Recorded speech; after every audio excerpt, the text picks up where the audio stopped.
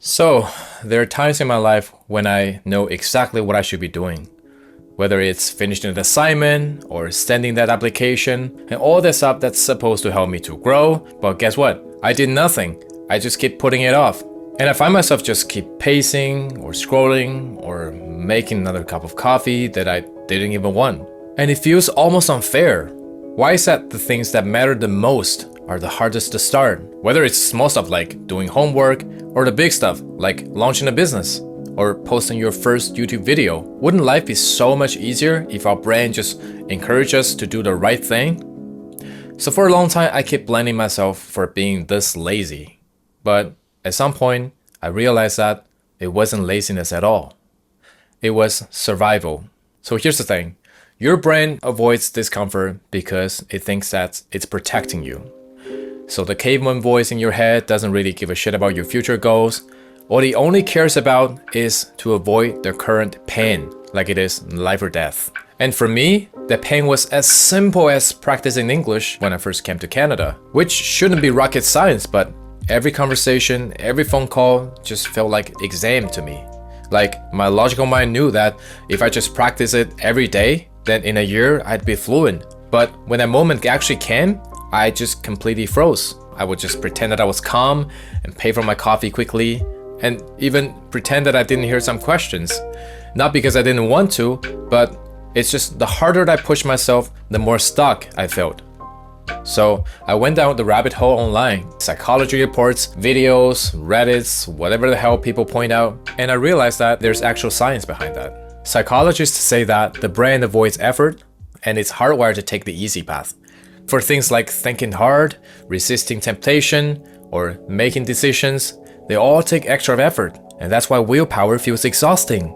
And there's also negativity bias, basically means our brain pays more attention to risks than rewards, which, to be fair, is definitely useful and even necessary when there were lions chasing us 2,000 years ago, but not that useful when you're just trying to launch a business in 2026. When you want to chase a long-term goal, your brain just starts whispering, dude, it's risky, it's too much effort, and you're not ready. It's trying to keep you safe or spend the least energy as possible. But comfort and success rarely go hand in hand. Before jumping to the conclusion, I want to point out the full picture. The same brain that holds you back at the start is also the reason success feels so rewarding. Think of delayed gratification. It's like a surge of pride after months of training. And the moment your project finally pays off, that's dopamine too. The brain resists starting, but once you push it through, it celebrates finishing. Whether it's finishing a workout, giving an elevator pitch, the brain isn't an enemy. It's more like an overprotective parent always saying that, don't climb that tree, it's risky. Which is not wrong though, like you could fall from a tree. But if you never climb, you never know that you can reach the top. And if I never put myself out there, stumbling through a new language, I'd still be that guy who's too scared to make a phone call in English. So, if the brain is that overprotective, how do you break free and start making your own decisions? One way I found effective is to shift the way you see yourself and your progress. Most of us think of success as arriving, like the muscle, the job title, or the big number in the bank. But research actually shows that habits stick the longest while they're tied to identity. It's the difference between saying, I want to run a marathon, and saying, I'm a runner. Or I want to quit smoking versus I'm a non-smoker. And I felt this change myself. I went from I want to learn English to I'm someone who speaks English. Or I want to make videos to I'm a creator. Even with a small YouTube channel like this, I already felt like one.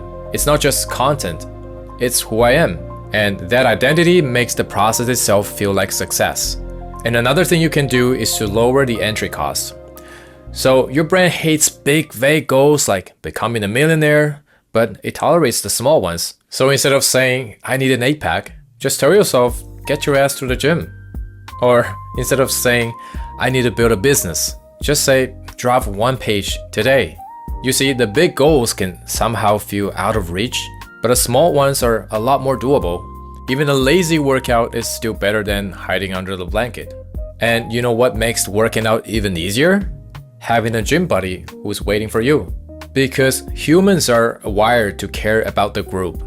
We show up when someone else is counting on us, and usually we just end up pushing each other further.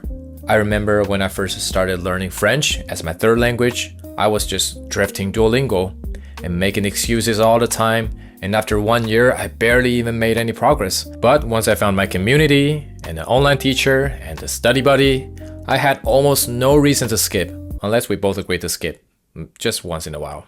But of course, a buddy doesn't just remove all the challenges. You still can't dodge discomfort. From what I've seen, people who really grow aren't the ones who run from stress. They're the ones who embrace it. They're the ones who practice it, a little at a time, because they know the only way forward is to face the discomfort instead of hiding from it. And every time they do, they're training their brain to see that stress doesn't always mean danger. And look, I'm not saying it's easy. That's why you need a purpose, something that makes all the effort worth it. You've probably heard a saying, "He who has a why can bear with almost any how." It sounds dramatic, but the idea is simple. When you tie success to something bigger than yourself, the resistance doesn't feel the same. That purpose becomes your fuel, the thing that keeps you moving forward even when it's hard. So remember, your brain isn't lazy, it's just cautious. And once you push past the very first step, it's on your side. If you're still here, you are a real one. I appreciate that. Give it a like and consider subscribing.